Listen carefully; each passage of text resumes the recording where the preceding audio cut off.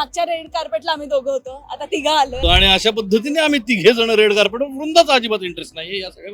वृंदा मागे असलेलं पोस्टर बघते जे परिवार पुरस्कारचं आहे. 2 दिवसापासूनच ती प्रॉपर चालायला लागली, जे आमच्यासाठी खूप एक माइलस्टोन आहे, कारण की ती अचानक उठली आणि चालायलाच लागली. सगळे पुरस्कार सोहळे स्टार प्रवाहाचे आतापर्यंत जेवढे झाले ते मी विसरतो. मीडिया आहे, तुम्ही लोक आहात, पत्रकार लोक, जे कुठल्याही कलाकाराला कुठल्याही माणसाला हायलाईट करतात आणि सगळ्यांसमोर आणतात. सो तुमच्यामुळे हा रेड कार्पेट स्पेशल असतो. So thank you so much. पहिल्या वर्षी तर कधी वाटलंच नव्हतं की इथपर्यंत होईल, 1000 एपिसोड होतील असं वाटत होतं, पण असा टप्पा पार करत करत आणि या सगळ्या जर्नीमध्ये माझं पर्सनल एक जर्नी आहे, ती क्रॉस करत इथपर्यंत येऊ हे कधीच वाटलं नव्हतं. हॅलो नमस्कार फ्रेंड्स, मी मज्जाची नीलम. स्टार प्रवाह परिवार पुरस्कार 2026च्या रेड कार्पेटवर एक गोड परिवार आलाय आणि खरं तर तुम्ही खूप प्रेम करता त्यांच्यावर आणि आमचेही लाडके आहेत. सो कसे आहात सगळे? मस्त एकदम छान. वृंदाला आम्ही झोपेत. वृंदाला घाम आलाय, त्यामुळे ती अशी झाली, अरे बापरे. आता ती थोडीशी उत्साहात येते. हळूहळू ती आता चार्ज होतीये.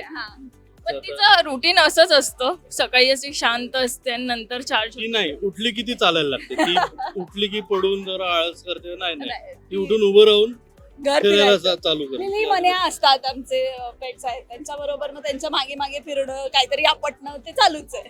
पण हा पुरस्कार मला वाटतं हा रेड कार्पेट तुमच्यासाठी खूप स्पेशल असणार आहे, कारण हे पूर्ण कुटुंब आलंय.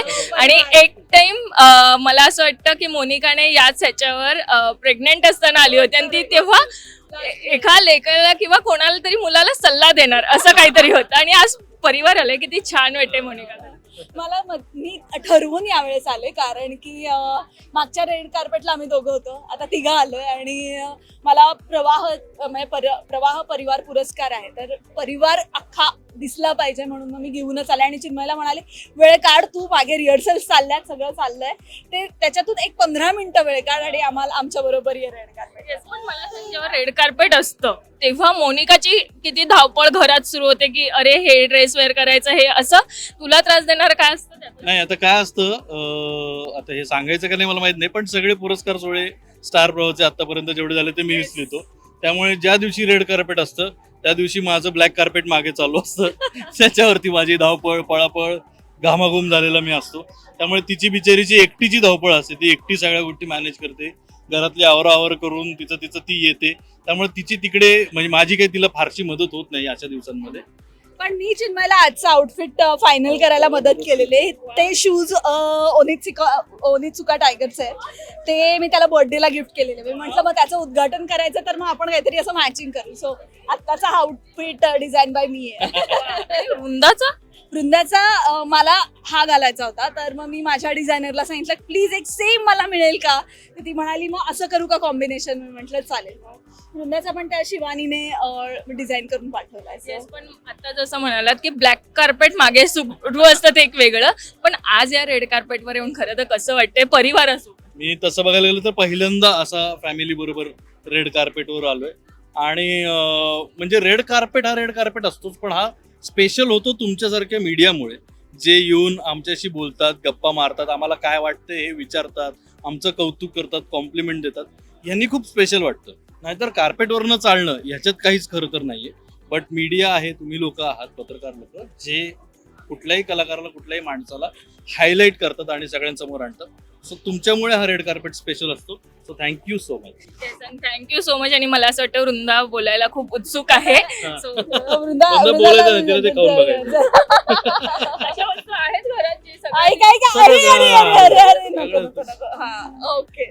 पण मला हे ऐकायचं, वृंदा काही शब्द तरी उच्चारायचा प्रयत्न करते असं?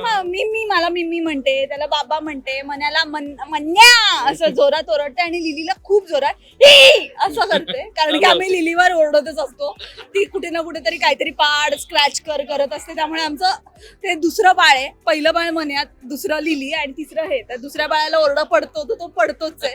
त्यामुळे ही पण लिलीला लिली असं जोरात करते, पण असं प्रॉपर नाही बोलत आहे. पण 2 दिवसापासूनच ती प्रॉपर चालायला लागली, जे आमच्यासाठी खूप एक माइलस्टोन आहे, कारण की ती अचानक उठली आणि चालायलाच लागली. मला असं वाटतं ती इतकी उत्सुक आहे. मला असं वाटतं नेक्स्ट रेड कार्पेट जेव्हा असणार आहे तेव्हा ती माईक घेऊन तीच बोलणार आहे, तुम्हाला बोलायलाच देणार नाहीये. हेच सगळं चालणार आहे. पण आता मला पुरस्कारांविषयी विचारायचं आहे. 4 वर्ष मालिकेला झाली आहेत आणि एक असं असतं ना की 4 वर्ष आपण वारंवार रेड कार्पेटवर येतं.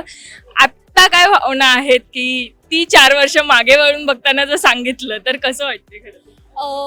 पहिल्या वर्षी तर कधी वाटलंच नव्हतं की इथपर्यंत होईल. 1000 एपिसोड होतील असं वाटत होतं, पण असा टप्पा पार करत करत आणि या सगळ्या जर्नीमध्ये माझं पर्सनल एक जर्नी आहे ती क्रॉस करत इथपर्यंत येऊ हे कधीच वाटलं नव्हतं. आणि इव्हेंच्युअली बघ ना, माझा परिवार पण रेड कार्पेटवर आला. सो आमच्यासाठी हे खूपच स्पेशल आहे आणि भरपूर अवॉर्ड्स ठरलं तर मगला मिळावे तीच अपेक्षा आहे. येस, पण कुटुंब एकत्र आल्यावर मला असं वाटतं जे आम्ही रीलमध्ये बघत असतो वेगवेगळे व्लॉग्स ते थोडक्यात तरी इथे झाले पाहिजे रेड कार्पेटवर. एक झलक. कॅन्डिड आणि अशा पद्धतीने आम्ही 3 जण रेड कार्पेटवर. वृंदाचा अजिबात इंटरेस्ट नाही या सगळ्या. वृंदा मागे असलेलं पोस्टर बघते जे परिवार पुरस्कारचं आहे आणि तिला वामन हरिपेठे ज्वेलर्स खोडावतायत, तर वामन हरिपेठे ज्वेलर्स तिला पटकन दागिने पाठवून द्या. Thank you so much. आणि कमाल असतात, आम्ही ते सगळे एन्जॉय करतो. Thank you so much. Thank you. Marathi मनोरंजन सृष्टीमधील मालिका, चित्रपट, नाटक तसेच कलाकारांबद्दलच्या नवीन अपडेट्स जाणून घेण्यासाठी नक्की सबस्क्राईब करा इट्स मज्जा मराठी या आपल्या नवीन यूट्यूब चॅनलला.